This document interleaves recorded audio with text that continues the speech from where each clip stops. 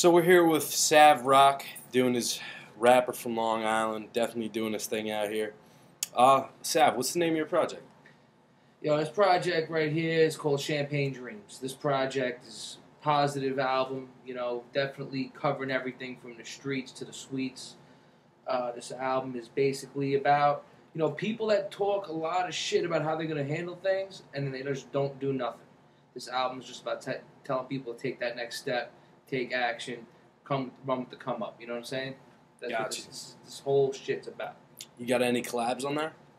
Yeah, we're working with a couple heads right now. We got my man Mr. Kill, Rich Rockland, my boy Louis Preem's on the track, BAS, you know what I'm saying, Forever, One Love.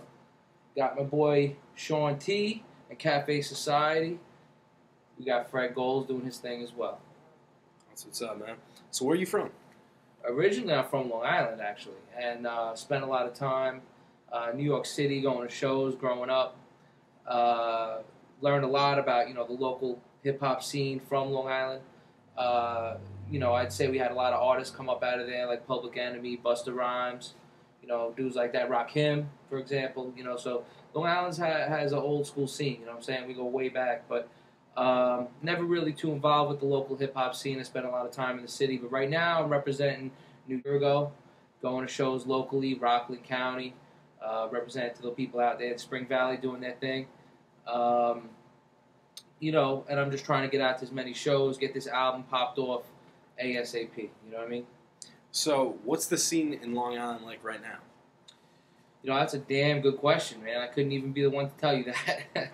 As whack as that sounds, because, for me, it was always about the hustle, the paper chase, music was always number two for me, even though, it's in my blood. My whole family, they're musicians, my pops plays drums, my brother's a bass player, my sister's a singer, but for me, it was all about business, so, business has always been my forte, and now I'm just coming back in the game, and now that I'm back in the game, we're going to find out what the scene's about, because I'll be doing my shows out there in Long Island, holding it down for my people down there. I'll be doing the shows in Tri-State, wherever, New York City, Rockland, Bergen, Connecticut. I don't give a fuck. We go Philly, Camden, whatever. You know what I'm saying? We're doing it all. That's what's up, I'm man. ready to touch real quick. Hold on. That's what's up, dude. So you definitely have a nice little buzz going on right now. How long you been rapping for? How long have I not been rapping for? That's a good question to ask. You know what I mean? Yeah. Well, on and off since I'm like 14 years old. It all started by boy Louis Preem's bedroom, man. Listened to Naughty by Nature, Onyx, Held It Down, Wu-Tang, you know what I mean? Gotcha. So that's the shit that I grew up on, you know what I mean? And then when Biggie's album dropped, that shit just changed everything, you know what I mean? Like, it was like, now we're not only killing shit with lyrical dexterity, we're telling stories with that shit. And that was when I started, holding it down, and really going hard with the lyrics. That's what's up, man. Who would you name your 5 top influences? You know what? Some people just want to talk about rappers and groups separately, but for me, I look at it as one unit, you know what I mean? So the Wu-Tang's my number one influence, you know what I mean? The way that those dudes always bring in bangers, but never selling out, you know what I mean? That's what I'm about, you know what I mean? Yeah. The Wu-Tang is my number one influence. Definitely Biggie, definitely Dr. Dre, you know what I'm saying? And I gotta say that, those last two, man, it's an open season on rappers, you know what I mean? Those first three, they just so far ahead of everybody else, in my opinion, that, I could speak on Gangstar, I could speak on KRS-One just from a spiritual, philosophical standpoint. So I'm going to put those dudes up in there, you know what I mean? Because those guys are the ones who really drive my game, you know what I mean? That's what's up, man. When was the standout moment when you knew that you should pursue rap as a career? Yeah, that's a good question, man. I'd have to say,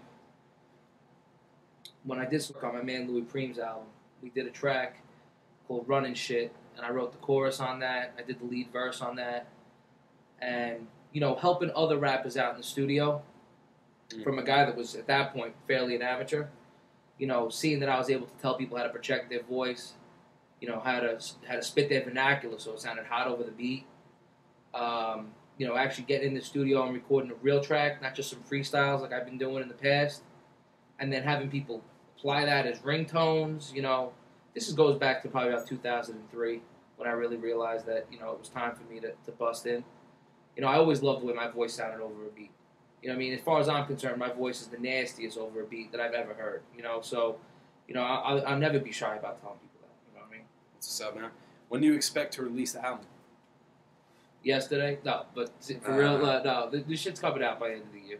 You know what I'm saying? No matter what, you know, I got to put a gun to the head of somebody to make shit happen. The shit's popping by the end of the year. I don't give a fuck. I'm a workhorse, man. That's one thing everybody better know about Sav. You know what I'm saying? For me, it's rap, business, making money. That's it. There's no time for playing games, hustling, chasing women, doing stupid shit. For me, I like to stack cash, count zeros and ones, smoke weed. That's it. End of story. What's up, man? Hey.